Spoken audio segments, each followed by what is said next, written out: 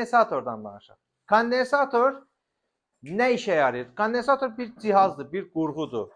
Bu elektrik avadanlıqların hamısının içində kondensator var. Kondensator elektrik yükünü və elektrik sahəsini enerjisini toplayan bir qurğudur.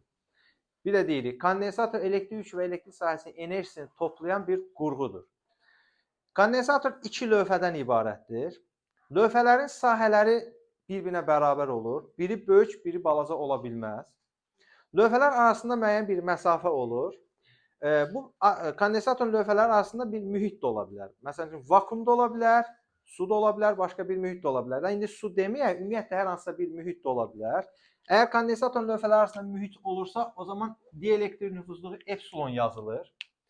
Kondensatorun lövhələr deyək ki, birini müsbətə birləşdirsək cəryan mənbəyini, birini cəryan mənbəyinin mənfisinə birləşdirsə, lövhələrdən biri müsbət yükləri özünə toplayacaq, müsbətə qoşduğun müsbət yükləri özünə toplayacaq, mənfiyə qoşduğun isə mənfi yükləri özünə toplayacaq və bu kondensatorun lövhələri ikisi də eyni qədər yük toplayacaq.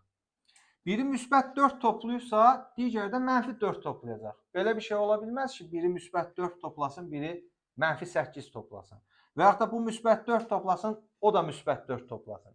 Biri müsbət, biri mənfi, miqdarca eyni qədər toplayacaq, eyni yük toplayacaq və kondensatoru hər dəfə biz bu şəkildə çəkməyəcəyik. Kondensatorun şərti işarəsi var. Ümumiyyətlə, cihazların hamısının şərti işarəsi olur.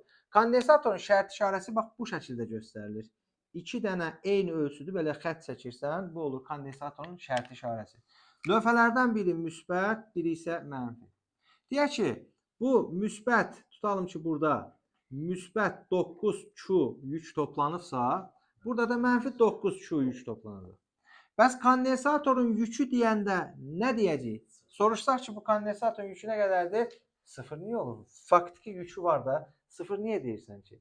Kondensator yükü deyəndə onlardan bir dənəsinin mütləq qiymət nəzərdə tutulur. Yəni modul nəzərdə tutulur. Və yaxud da deyə bilərsən ki, kondensator yükü deyəndə müsbəti nəzərdə tutulur. Deməli, bu kondensatorun yükü nə qədərdir? Müsbət 9Q qədərdir. Deməli, kondensatorun lövhələrindən biri mənfi, biri müsbət eyni miqdarda yük toplayır və kondensatorun yükü deyəndə onlardan bir dənəsinin mütləq qiyməti nəzərdə tutulur. Kondensatorun, dedik ki, kondensator nə işə yarayır dedik? Elektrik sahəsinin enerjisini və yükü toplayan bir qurğudur.